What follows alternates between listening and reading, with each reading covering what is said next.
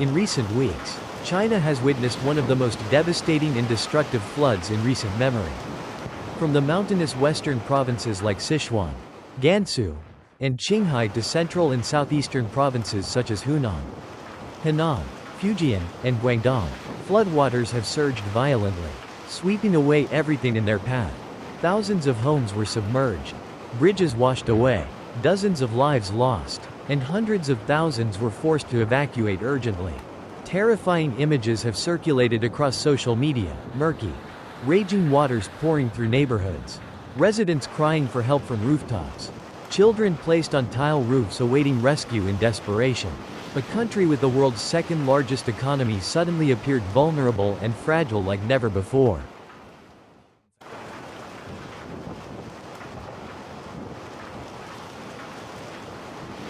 But what has sparked deep concern both internationally and domestically is the question: is this merely a natural disaster?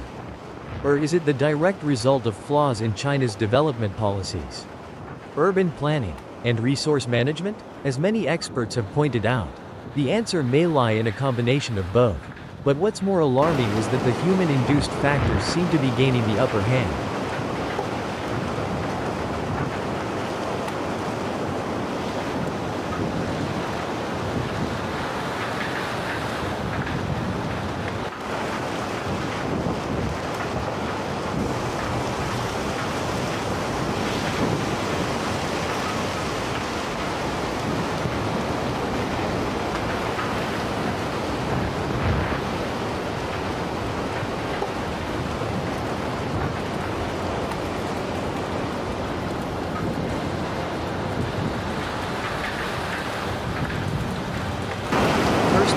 It must be acknowledged that global climate change is making weather patterns more extreme everywhere.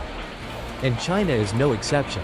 In the summer of 2025, the country experienced rainfall far exceeding historical averages. Many regions recorded continuous heavy rain for 7 to 10 days, triggering severe landslides in mountainous provinces and raising water levels in major rivers like the Yangtze and Yellow Rivers.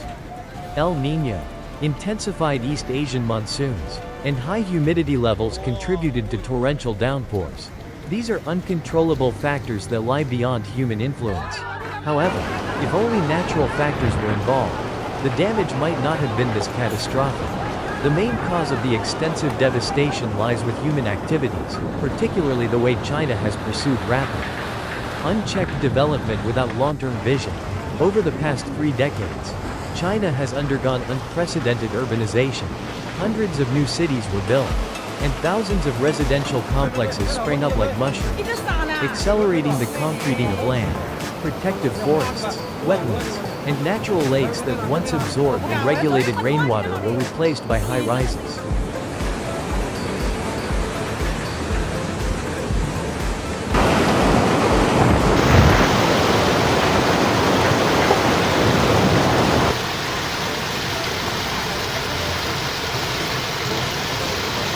Roads, and industrial zones. As a result, during heavy rainfall, water has no place to be absorbed into the ground or drained into rivers and lakes, instead accumulating on the city's surface, leading to rapid and severe flooding. A stark example is Zhengzhou, the capital of Henan province, where a catastrophic flood in 2021 killed over 300 people. Despite that disaster, many new areas continued to be built on low-lying land near rivers. The scenario repeated itself. After just 8 hours of rain, the entire subway system, road network, and dozens of residential zones were submerged. Urban planning experts have repeatedly warned that the current infrastructure cannot handle the increasing volume of rain caused by climate change. But these warnings are often ignored under the pressure of maintaining GDP growth.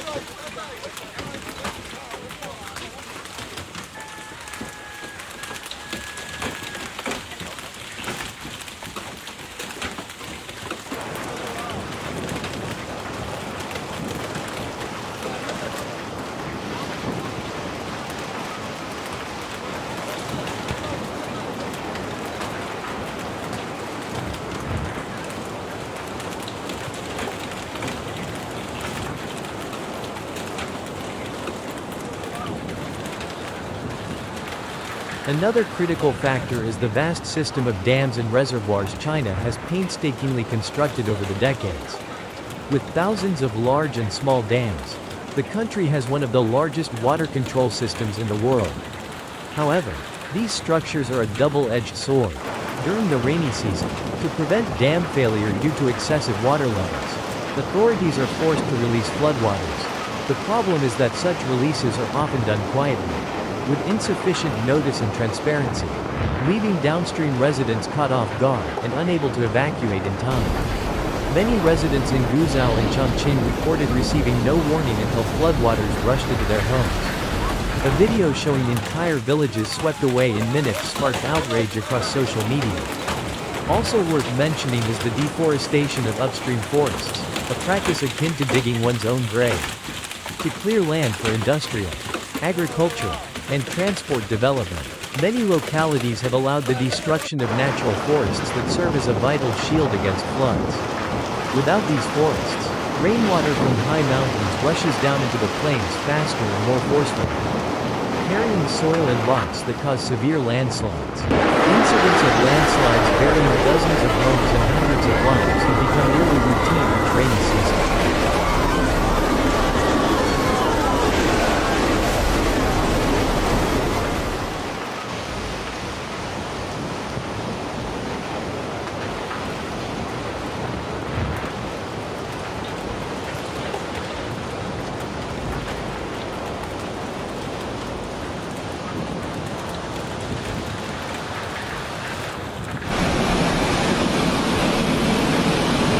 我们家车给冲跑了。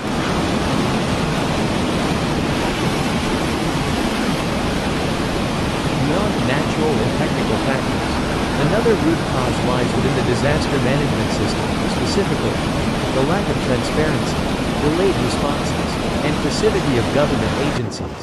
In many cases, flood warnings arrived late, evacuations were poorly organized, and rescue efforts were hindered by a lack of equipment or poor coordination between local authorities. In some areas, residents had to resort to social media to call for help because emergency hotlines were overwhelmed. Such images not only highlight managerial failures but also reveal how exposed ordinary people are to natural disasters. Even more troubling, official reports on casualties and property damage often appear to downplay the true scale to avoid public panic. Some provinces reported only a few deaths or missing persons, while on-the-ground footage suggested a far larger catastrophe. Strict media control, along with a lack of transparent statistics, hampers both domestic and international relief efforts from reaching the hardest-hit areas effectively. In many such regions, residents are left to fend for themselves, rebuilding homes from whatever remains. All of the above points lead to an undeniable conclusion.